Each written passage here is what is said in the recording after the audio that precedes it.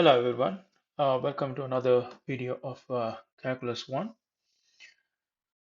In this video, I'm going to further explain uh, the definition of derivative as a function, and then we're going to discuss how to use the equations that we learned so far, and also we're going to learn some new rules that will be useful for you to calculate, evaluate the derivatives of certain functions. Let's recall some of the stuff that we talked about so far. We looked at the derivative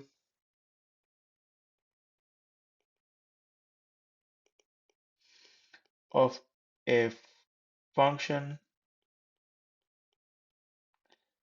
at a point A. So that was denoted by f prime A, which is defined by limit h goes to 0, f of a plus h minus f of a divided by h. And then we look at derivative of a function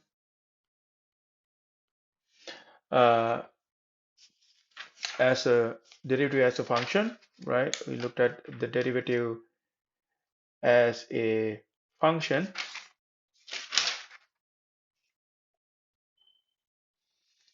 as a function. The definition is f prime of x. So this is actually f prime of x, and this is f prime of a, which is equal to limit h goes to 0, f of x plus h minus f of x divided by h. And then we went ahead and did some examples based on the definitions. And then we looked at some of the key things, and we developed some formulas so that we don't want to use this definition over and over again for uh, all the problems that we're gonna looking into. So we have dc over dx when c is a constant. This is 0. We learned that. And then we also learned that d over dx x to the power n is equal to n times x to the power n minus 1, right? n could be any real number. It's a very strong uh, conclusion that we came up with. And then we also learned some rules, difference rule and the constant multiple rule. So we have sum and difference rule, sum and difference rule, which is f plus g prime is equal to f prime plus g prime, f minus g prime is equal to f prime g prime. And then also constant multiple rule,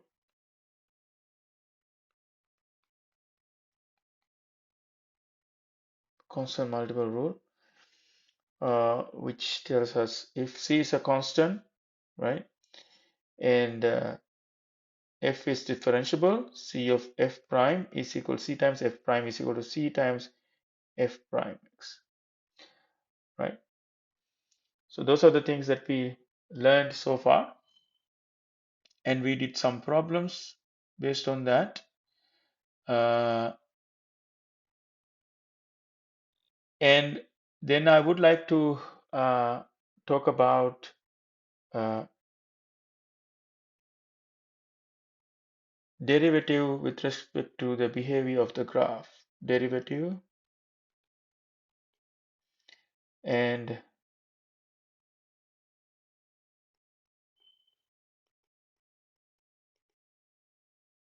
and the behavior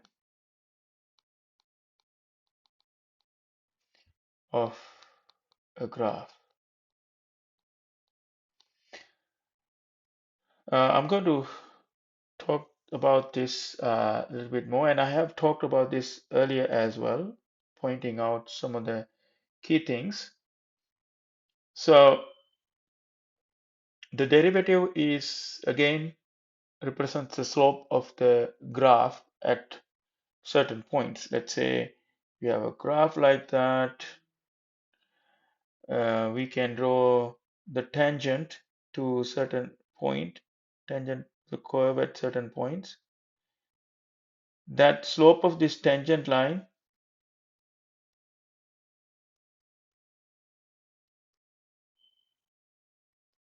so if the tangent is greater than 0, that means the derivative at this point is greater than 0. If you consider a point like this, now the tangent line is parallel to the x-axis, right? That means slope of the tangent is equal to 0. And again, if I draw a tangent at a point like this, it's called slope of the tangent.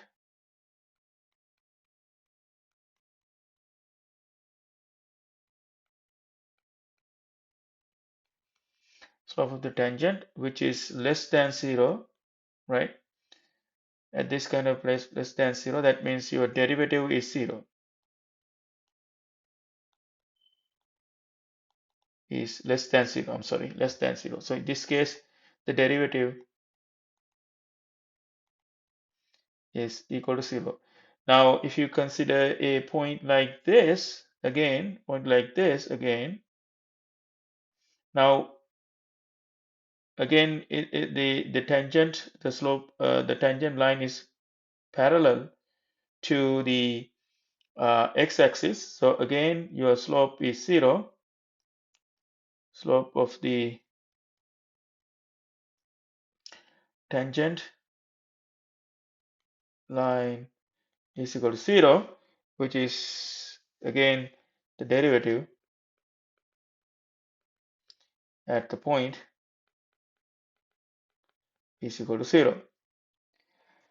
So you can see that when the uh, curve of the function is going up, your tangent is positive, slope of the tangent is positive, that means you have positive derivative. And I can show you something uh, like this. Now let's say you have a practical example. Let's say we have a car, a motor car, and starting velocity from 0 and accelerating with an acceleration of a. The acceleration means this is t equals 0. When t equals t1, v equals v1. So velocity is increasing. Velocity is increasing, and your displacement is 0 here, and then displacement is s1 here. So if I draw a curve of the displacement s with time, at 0, time equals 0, the displacement is 0, and at time equals t1, the displacement is s1, right? The displacement is s1. Now you can see the velocity has been increased. So velocity is the, you can say the velocity is the derivative of the displacement ds over dt with respect to time, right? Velocity is the derivative or rate of change of displacement. That means the change in displacement divided by change in time, rate of change. So you can see that the velocity is zero here. That means the tangent to this curve is zero here. So it should start like that. And then start increasing the velocity. That means in an acceleration, your tangent, your slope of the tangent line should increase, right? Should increase. If you take some sample locations, right here it is zero, flat, right? The slope of the tangent at t equals zero is zero, right? And then at t equals t1, the slope of the tangent line should be v1 because that's the velocity. That's the velocity. So this is a displacement time curve.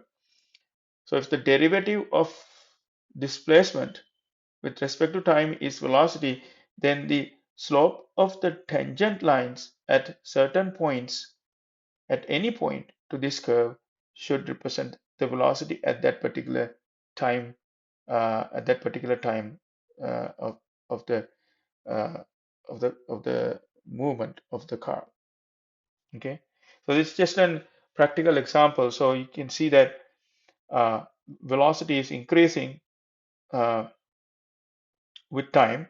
That means the slope of the tangent line should increase with the time. So this is higher tangent slope, lower slope, and the lower slope, and the slope is zero. Slope is increasing.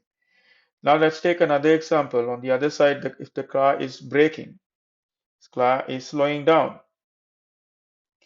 If the car is slowing down at v t equals zero, let's say we consider that this point is start applying brakes at t equals zero.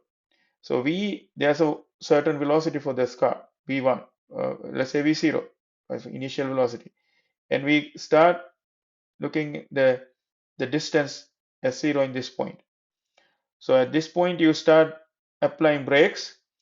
So after some point, right, velocity should be zero, right? T equals t1, it is v equals zero, right? And s equals some s1 value. Now car is brought to zero, or zero velocity. So you have taken that st curve again. At the beginning, your um, displacement zero. Now you start applying brakes, right? That means you you first initially had some velocity. You have some velocity means what? The tangent to the curve has some kind of slope. Now this is the slope, right? At this place, right? And then after some time, this is the slope. Should velocity is reducing, that means slope should reduce. Okay, the slope should reduce, and at the end, the slope should be zero, should be parallel to that. So if I draw the curve, this point, right, at this point, and at this point, and at this point, and connecting those points, the curve should look like that. So that means at the end, the car has traveled some displacement. This is S1, right? This is S1, but its velocity is keep reducing. You can see that with the slope of the tangent line, it's decreasing here. Now in this case, it is increasing because it's accelerating, right? Right? I hope that makes sense. So that is the relation of the slope of the tangent or the derivative to the behavior of the graph.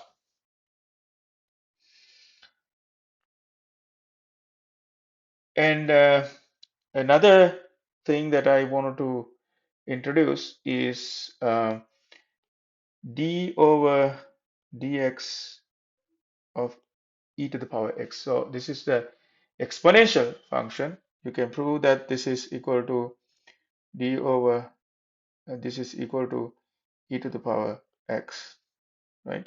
I'm not going to prove that, but you can find it in your textbook pretty much easily. But I'm going to do some examples so that you can understand things much better. So now we're going to use the things that we learned so far to this problem. You are given a function, if this is an example.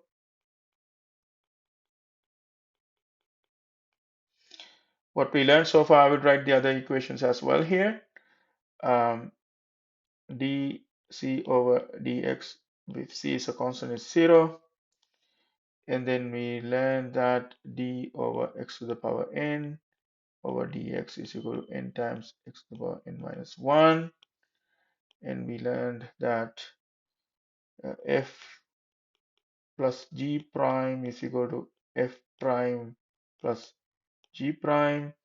And then we learned f minus g prime is equal to f prime minus g prime. And then we also learned cf prime is equal to c times f prime. Right? These are the things that we have learned so far.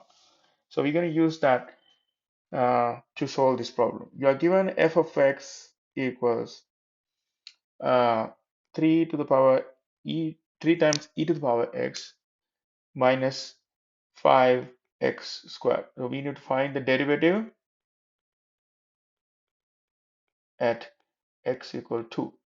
So I'm going to find the derivative at any certain x location, any arbitrary x location. So it's f of f prime of x is equal to 3 d over dx 3 e to the power x minus 5x squared. So I can apply the sum rule here.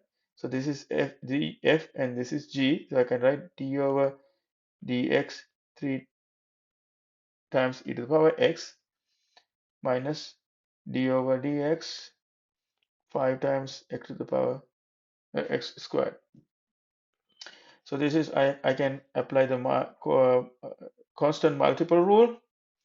That means this rule 3 times d over dx ex minus 5 times d over dx x squared. So we have 3 times e to the power x minus 5 times 5 times 2 times this is xn 2 times n is 2 x n minus 1, right? So we have 3 times e to the power x minus 10 times 10x, right? 10x. So that's our f prime x. Then if I need to find uh, f prime of 2, which is f prime of 2, which is substitute in 2, 3 e to the power e squared minus 10 times 2. So get 3 e squared minus 20. Then you get a value for that.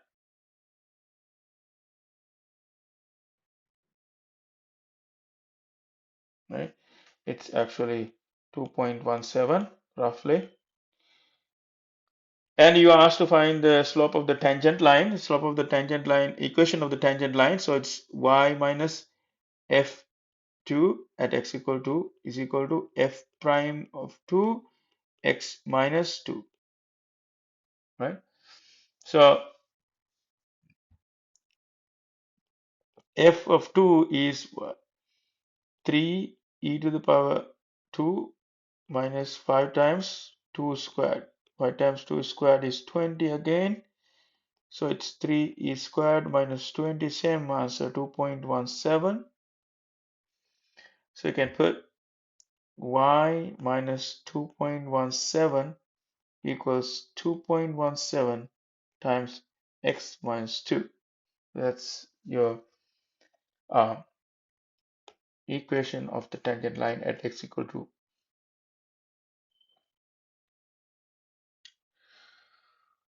Now, one of the most important thing is that if a function is differentiable,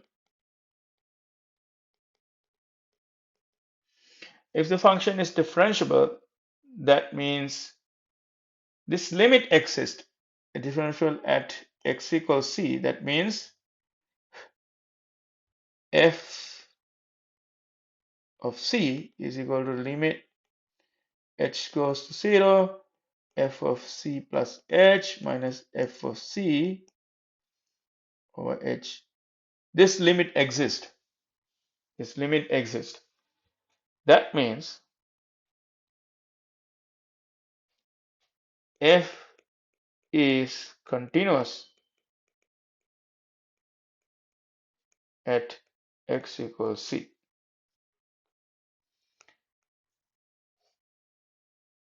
F is continuous at x equals c. But if f is continuous at x equals c, doesn't mean that uh, the function f is differentiable at x equals c, right? The converse uh, does not happen, okay? However, if the function is differentiable at x equals c, then it is continuous at x equals c. I can prove that this is true, but I'm not going to do that. But it is available in page number 139 to 140, 139 and 140 on the book. So with that, uh, I would like to talk about some problems, some more problems in this section.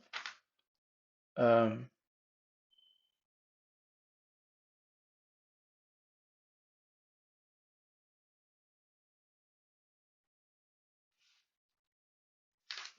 by using the rules that we have learned so far, let's take a couple of problems. Um, I would like to take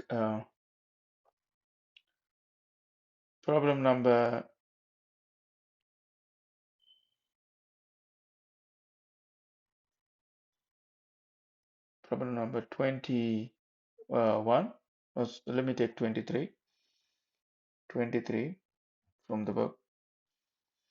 And it says f of x equals 4 times x to the power 5 thirds minus 3 times x to the power negative 2 minus 12. Calculate the derivative. So calculate the derivative. F prime of x is equal to d over dx 4 times x to the power 5 third minus 3 times x to the power negative 2 minus 12. So we can apply the sum rule. D over dx 4 times x to the power 5 third minus d over dx 3 times x to the power negative 2 minus d over dx 12. Constant multiple rule, you put that 4 in front of d over dx and then x to the power 5 third minus 3 times d over dx x to the power negative 2, and this is a constant. The last term is a constant, so it is 0. We learned that, right? And then you have 4 times n is 5 thirds, you have 5 thirds x to the power 5 third minus 1 minus 3, and this have negative 2, so you have negative 2, n is equal to negative 2, x to the power negative 2 minus 1, and that the other part is 0. So you have 23rd. This is x to the power 8 third. I'm sorry, it's actually 2 third, 2 third minus then it's plus 6 x to the power negative 3, right? So that's our answer for that question. Does that make sense? So if you have any questions, please ask or please put it in the chat. And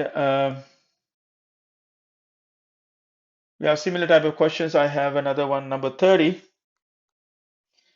F of x is 3 times e to the power x minus uh, x cube. So I can find f prime x, which is d over dx, 3 times e to the power x minus x cube. Now the first term and second term can be separated using difference rule. D over dx, 3 times e to the power x minus d over dx, x cube. So 3 is constant, you can take it out. 3 d over dx e to the power x, and this is type of nx. So n times x to the power n is 3 minus 1. So this is 3 d over dx, ex is ex minus 3 x squared. That is f prime x.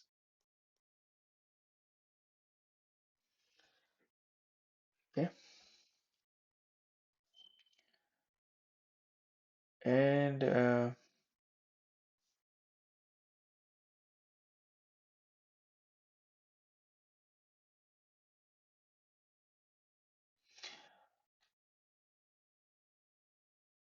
we have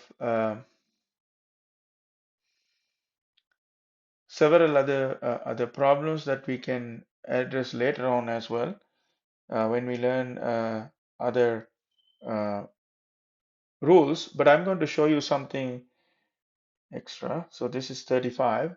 So I have f of x equal 2 minus x times 2 plus x. Now this is a multiple of two functions, but we haven't still learned the product rule. So when you know the product rule, this will be easier. If you haven't learned the product rule, what would I do is I would simplify this. This is 4 minus x squared, right? 4 minus x squared, f of x. Then I can write f prime x, which is equal to d over dx, 4 minus x squared. This is d over dx 4 minus d over dx x squared. So this term is 0 minus 2 times x 2 minus 1. So it's negative 2x. That's f prime x.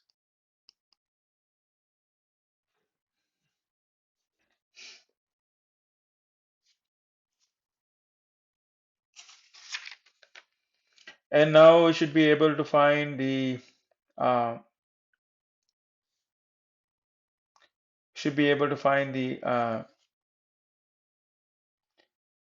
slope, the relationship between slope of a curve and the derivative.